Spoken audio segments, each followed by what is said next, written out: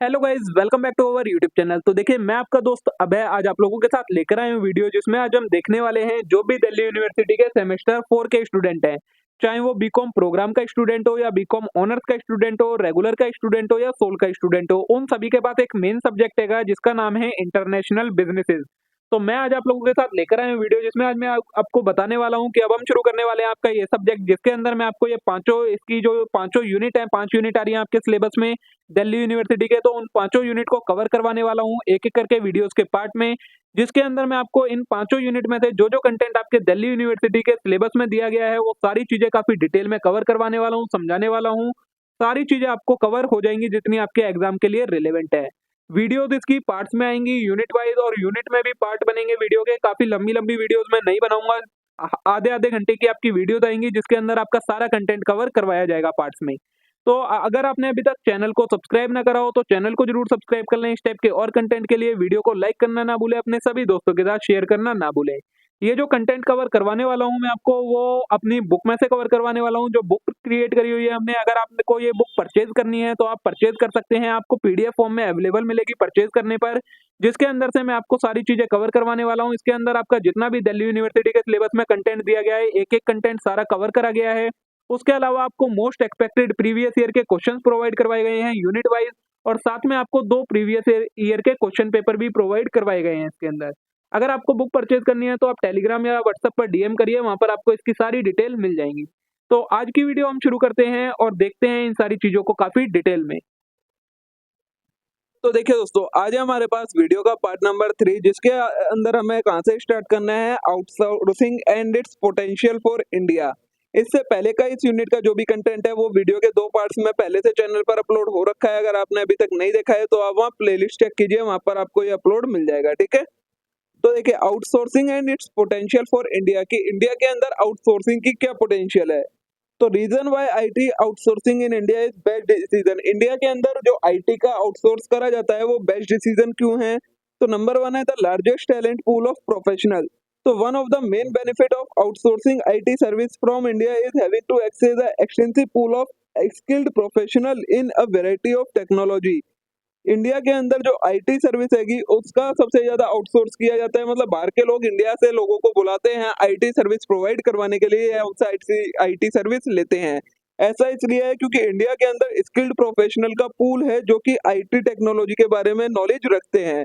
As per most recent data released by Statista, there are 27.7 million developer globally with 5.4 million of them being Indian।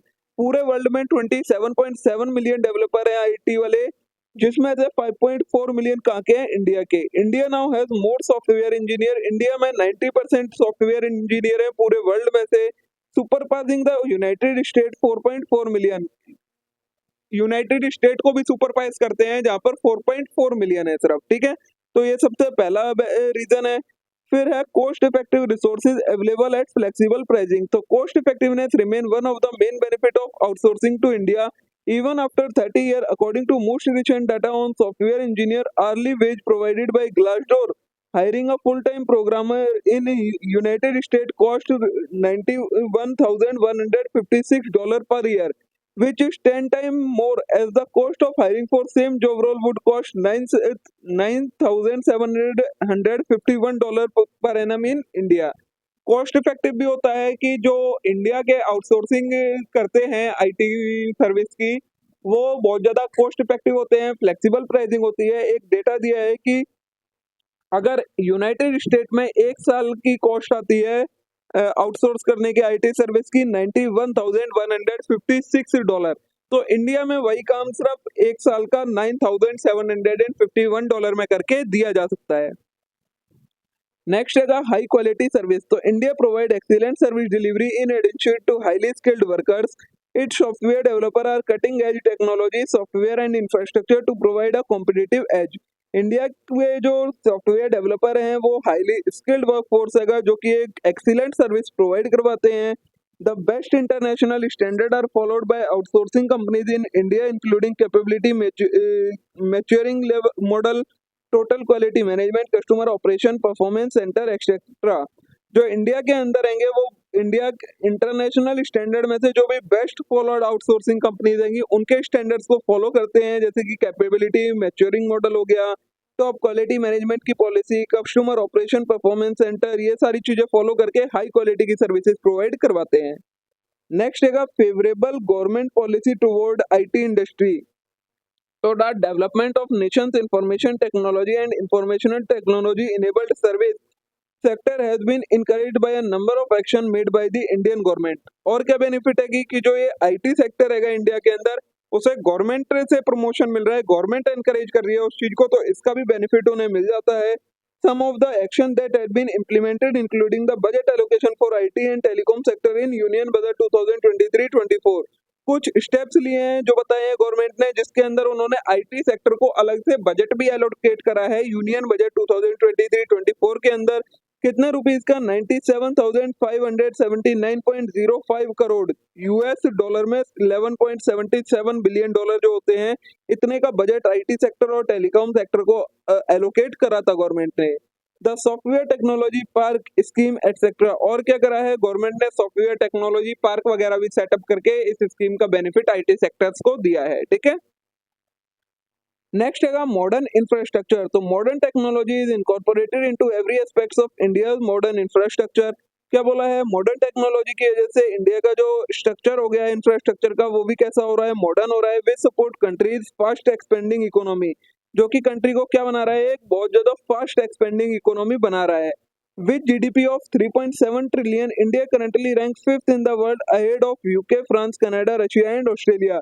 India की GDP आज के time पर 3.7 trillion dollar की हैगी, जो कि 5वें नंबर पर आती है UK, France, Canada, Russia and Australia के बाद। ठीक है, तो ये था आपका इंडिया के लिए आउटसोर्सिंग की क्या पोटेंशियल है, क्या रीजन है जो आईटी सर्विसेज को इंडिया से आउटसोर्स करा जाता है।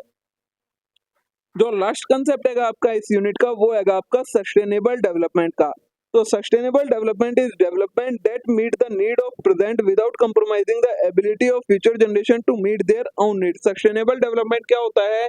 आज के लोगों की नीड्स को इस तरीके से फुलफिल करना कि आगे आने वाली जनरेशन की नीड के साथ कॉम्प्रोमाइज ना हो, उस चीज को कहा जाता है सस्टेनेबल डेवलपमेंट। 3 पिलर्स क्या हैं? सस्टेनेबिलिटी के 3 पिलर्स बताए हैं आपके। तो पहला पिलर में आता है एनवायरमेंटल सस्टेनेबिलिटी। तो we must make sure that we are using natural resource like material, energy, fuel, land and water as a sustainable rate. If we are live in a really sustainable way then its often termed as environmental sustainability. क्या बोला है? हमें ये ध्यान रखना चाहिए कि हम नेचुरल रिसोर्सेज का यूज कर रहे हैं, मटेरियल, एनर्जी, फ्यूल, लैंड और वाटर का, एक सस्टेनेबल रेट से। तो अगर हमें यहाँ पर जिंदा रहना है धरती के ऊपर, तो हमें इसका एनवायरमेंटल सस्टेनेबिलिटी वे में इसका यूज करना चाहिए, जिससे इसका नुकसान किसी को भी ना हो, ना तो नेचर को और ना ही हमें खुद। Because certain resources are more readily available than others, we must take into account factors like material scarcity and harm that come from extracting these resources to the environment। क्योंकि क्या है, कुछ रिसोर्सेज ऐसे हैं जो आसानी से अवेलेबल मिल जाते हैं, लेकिन कुछ हैंगे बहुत ज्यादा रेयर रिसोर्सेज हैं, स्कार्स रिसोर्सेज हैं जो इतनी आसानी से नहीं मिलते हैं। तो हमें इनकी मटेरियल स्कार्सिटी, इनसे होने वाले हार्म नेचर को, इन सारी चीजों का ध्यान रखना चाहिए। इनको एक्सट्रैक्ट करते समय whether or not the resource can still be used in accordance with circular economy, और क्या हम इस रिसोर्स को उसी रेट से यूज कर सकते हैं जिस रेट से करते आए हैं, या इसके यूज के रेट में हमें डिक्लाइन करना चाहिए। वो सारी चीजों को ध्यान में रखना चाहिए, तो उसे कहा जाता है आपका एनवायरमेंटल सस्टेनेबिलिटी। ठीक है, नेक्स्ट है आपका इकोनॉमिक सस्टेनेबिलिटी। तो अ कंपनी और nation must use its resource ethically and efficiently in order to able to run sustainably and generate an operational profit on a regular basis. एक company या एक nation को अपने resources का use ethically और efficiently तरीके से करना चाहिए, जिससे वो सस्टेनेबल रहें और एक ऑपरेशनल प्रॉफिट जनरेट कर सकें रेगुलर बेसिस पर। This is known as economic sustainability. तो इसे क्या कहा जाता है? इकोनॉमिक सस्टेनेबिलिटी आपका कहा जाता है। An organisation can not operate और सर्वाइव विदाउट अ प्रॉफिट। एक ऑर्गेनाइजेशन बिना प्रॉफिट के सर्वाइव और ग्रो नहीं कर सकती है। In long run a company can not remain viable if does not operate properly and utilise its resource effectively. और लॉन्ग रन में एक ऑर्गेनाइजेशन रहेगी ही नहीं अगर वो अपने रिसोर्सेज को प्रॉपर्ली यूज नहीं करेगी, यूटिलाइज अच्छे तरीके से इफेक्टिवली नहीं करेगी। तो थर्ड आता है हमारा सोशल सस्टेनेबिलिटी। तो social sustainability is the availability of society और any social system to persistently achieve a good social wellbeing. Social sustainability क्या होती है? सोसाइटी की या किसी सोशल सिस्टम की वो एबिलिटी जिससे एक सोशल वेलबींग को अचीव किया जा सके, उसे कहा जाता है social sustainability. Achieving social sustainability ensure that the social well-being of a country, an organization or a community can be maintained in long run। Social sustainability को कैसे अचीव किया जा सकता है? तो ये ध्यान रखना चाहिए कि एक कंट्री की, ऑर्गेनाइजेशन की और कम्युनिटी की लॉन्ग रन में सोशल वेलबींग बनी रहे, मतलब वो सोशली वेल रहे सारे। तो वही चीज कहलाती है आपकी सोशल सस्टेनेबिलिटी। ठीक है, अब है आपका to bring sustainable development in the mainstream, United Nation launched the 2030 agenda for sustainable development and SDGs. Sustainability development maintain करने के लिए यूनाइटेड नेशन ने 2030 एजेंडा स्टेबलाइज करा, जिसके अंदर उन्होंने 2030 एजेंडा बताया और एसडीजीज के बारे में बताया। There are 17 goals and 169 target, specific target to be achieved by 2030। इसके अंदर क्या है? 17 गोल्स बताए हैं और 169 टारगेट्स बताए हैं जो कि 2030 तक अचीव करने हैं। Reaching the goal require action on all front involving government, business, civil society and people everywhere all have a role to play. और इन गोल्स को अचीव करने के लिए गवर्नमेंट का, बिजनेस का, सिविल सोसाइटी का और लोगों का, सभी की इन्वॉल्वमेंट जरूरी है। ठीक है, तो एसडीजी 12, अब हमें इनमें कुछ एसडीजीज के बारे में पढ़ना है। जो ये गोल्स बताए हैं सस्टेनेबल डेवलपमेंट गोल्स, इनके कुछ गोल्स के बारे में पढ़ना है। तो एसडीजी 12 क्या है? रिस्पॉन्सिबल कंजम्पशन एंड प्रोडक्शन से रिलेटेड है। तो गोल 12 है हमारा responsible consumption and production, talks about the following. किन किन चीजों के बारे में ये बताता है? नंबर 1 है the 10-year framework of program on sustainable consumption and production pattern should be implemented। 10-year programme implement करना चाहिए प्रोडक्शन पैटर्न और कंजम्पशन के लिए, with industrialised nation leading the way while all taking developing nation capacities and development into consideration. जिसमें जो developed nation है वो वे बनाएंगे और जो डेवलपिंग नेशन है उसे फॉलो करेंगे। नेक्स्ट और किस चीज पर बात करी गई है? Attain sustainable management and efficient utilisation of natural resources by 2030। जो सस्टेनेबल और एफिशिएंट तरीके से नेचुरल रिसोर्सेज का यूज करना है 2030 तक। उसके अलावा attain environmental responsible management of chemical and all form of waste by 2020 following stabilised international framework. और क्या बोला है? एक एनवायरमेंटल रिस्पॉन्सिबल मैनेजमेंट होना है, जो भी केमिकल और वेस्ट है 2020 तक का उसे मैनेज करना है। फिर reduce waste production by 2030 by implementing reuse, recycle, prevention and reduction process. 2030 तक कम से कम वेस्ट जनरेट होने देना है और reuse, recycling, prevention and reduction process का यूज करना है। फिर foster the adoption of sustainably practice by company, particularly by large and transactional entity. जो कंपनीज हैं उन्हें भी सस्टेनेबल प्रैक्टिस का यूज करना है। लार्ज और जो ट्रांजैक्शनल एंटिटी है पर्टिकुलरली उन्हें, और बाकी स्मॉल को भी करनी है। इसके अलावा हमें पढ़ना है एचडीजी 17 के बारे में, जो कि है पार्टनरशिप फॉर द गोल्स। तो गोल 17 partnership for the goals talks about the following target. ये किन किन चीजों के बारे में बात करता है? पहला है strengthen domestic resource mobilisation through international support to developing countries to improve domestic capacity for tax and other revenue collection. इसमें क्या बोला है कि जो रिसोर्स का मोबिलाइजेशन है उसे स्ट्रेंथन करना है, जिससे क्या हो, इंटरनेशनल सपोर्ट मिले डेवलपिंग कंट्रीज को और डोमेस्टिक कैपेसिटी में टैक्स से रिलेटेड और रेवेन्यू कलेक्शन से रिलेटेड उन्हें बेनिफिट मिल सके। फिर stabilise and put effect policy that encourage investment in least developed countries. ऐसी पॉलिसी और प्रोसीजर्स बनाने हैं जिससे जो लीस्ट डेवलप्ड कंट्रीज हैंगी उनके अंदर इन्वेस्टमेंट को इनकरेज किया जा सके। फिर encourage the development, transfer, dissemination and diffusion of environmental friendly technology to developing nation. Developing किस चीज को इनकरेज करा जा सके? जो डेवलपिंग नेशन है उनके अंदर ट्रांसफर हो, डेवलपमेंट हो, डिसमेंशन हो और डिफ्यूजन हो। किस चीज का? एनवायरमेंटल फ्रेंडली टेक्नोलॉजी का डेवलपिंग नेशन के अंदर, वो चीज को इनकरेज करना है।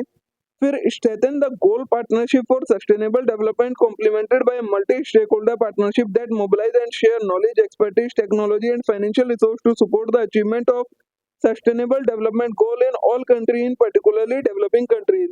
और क्या करना है, ग्लोबल पार्टनरशिप को स्ट्रेंथन करना है, जिसके अंदर जो डेवलप्ड कंट्रीज आएंगी वो अपने resources, capabilities, financial resource, support, technology, इन सारी चीजों की एक्सेस किसे प्रोवाइड करवाएंगी, डेवलपिंग कंट्रीज को प्रोवाइड करवाएंगी, जिससे वो भी सस्टेनेबल डेवलपमेंट कर सकें।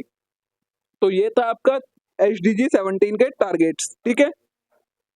नेक्स्ट है आपका बिजनेस एंड सस्टेनेबिलिटी। तो business serve as a important source of employment, creative thinking, R&D, manufacturing, commercialisation and income generation. Business को क्या माना जाता है, ये एम्प्लॉयमेंट का एक सोर्स है, क्रिएटिव थिंकिंग होती है, रिसर्च एंड डेवलपमेंट होती है, मैन्युफैक्चरिंग होती है, कमर्शियलाइजेशन होता है और इनकम जनरेशन का एक तरीका है। Business undoubtedly play a crucial role in achieving almost all the target listed in SDGs. SDGs के अंदर जितने भी सस्टेनेबल डेवलपमेंट गोल्स के अंदर जितने भी टारगेट दिए गए हैं वो किसकी मदद से, बिजनेस की मदद से ही अचीव किए जा सकते हैं। This goes beyond simply creating more knowledge tool, personal operation and practices. It focus also on talking, depurative, improving propensity, reduce inequality and protecting the external environment. सिर्फ नॉलेज देने के, टूल्स के, पर्सनल ऑपरेशन प्रैक्टिस, इन सारी चीजों के अलावा भी business किस चीज में हेल्प करता है, प्रोपेंसिटी को इम्प्रूव करने में, इनइक्वालिटी को रिड्यूस करने में और एक्सटर्नल एनवायरनमेंट को प्रमोट करने में भी बिजनेस हेल्प करते हैं। तो ये आपका एक रिलेशन क्रिएट हो जाता है इस वजह से बिजनेस एंड सस्टेनेबिलिटी के, कि अगर हमें सस्टेनेबिलिटी अचीव करनी है तो उसमें बिजनेस का एक रोल आपका होता है। तो देखिए दोस्तों, इसी के साथ आपकी यहाँ पर ये यूनिट खत्म हो जाती है। 3 पार्ट्स में हमने इस यूनिट को कंप्लीटली कवर कर लिया। इसके अलावा आपको और इसमें कुछ भी करने की जरूरत नहीं है। होप सो आप सभी को वीडियो पसंद आई होगी। वीडियो अच्छी लगी हो तो वीडियो को लाइक करना ना भूले, चैनल को जरूर सब्सक्राइब कर लें इस टाइप के और कंटेंट के लिए। अब हम मिलते हैं नेक्स्ट वीडियो में। Thank you.